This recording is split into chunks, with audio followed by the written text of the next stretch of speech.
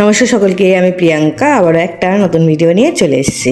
আজকে একটা দুর্দান্ত বাটার রেসিপি নিয়ে এসেছি। এই বাটারটা খেতে এত ভালো হয় কি বলবো, গরম গরম ভাতের সাথে খেতে একদম অসাধারণ লাগে আর খুব চটজলদিও হয়ে যায়। আর এই বাটারটা কিন্তু ওষুধের মতো কাজ করে। কারোর যদি খুব গা হাত পা ব্যথা হয়ে থাকে তাও কিন্তু এটাতে ঠিক হয়ে যায়। চলুন তাহলে রেসিপিটা শুরু করা যাক। আজকে রেসিপি হচ্ছে কুমড়ো পাতা বাটা।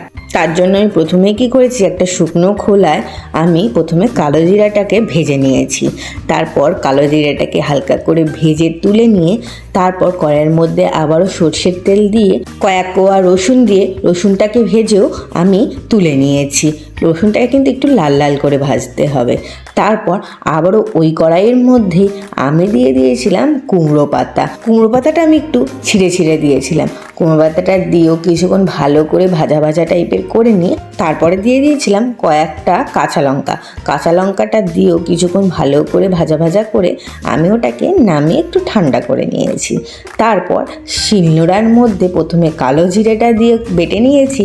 তারপরে যে রসুন, কুমড়ো পাতা, লঙ্কাটা ভেজে নিয়েছিলাম সেটাকে দিয়েও আমি এটা ভালো করে বেটে নিচ্ছি। আর এটা বাটতে বাটতে কিন্তু একটু নুনও দিয়ে দিতে হবে। আমি যেটার মধ্যে নুন দিয়েছি আসলে সেই ভিডিওটাই আমার করা হয়নি। এই নুন দিয়ে আবারও এটাকে ভালো করে কিন্তু বেটে নিতে হবে। যত ভালো করে এটা বাটতে পারবেন ততই কিন্তু এটা খেতেও খুবই সুস্বাদু হবে। গরম গরম ভাতের সাথে খেতে যেটা কী ভালো লাগে কি বলবো। যারা ভর্তা খেতে ভালোবাসে তাদের জন্য তো খুবই একটা ভালো রেসিপি। আমার মাসি বাড়ি যখনই আমি যাই আমার মাসি তো এই বাটাটা একবার হলেও বানিয়ে খাওয়ায়। আর তার সাথে থাকে খুদের ভাত। খুদের ভাতের সাথে এই বাটাটা খেতে যে কী অসাধারণ লাগে কি বলবো।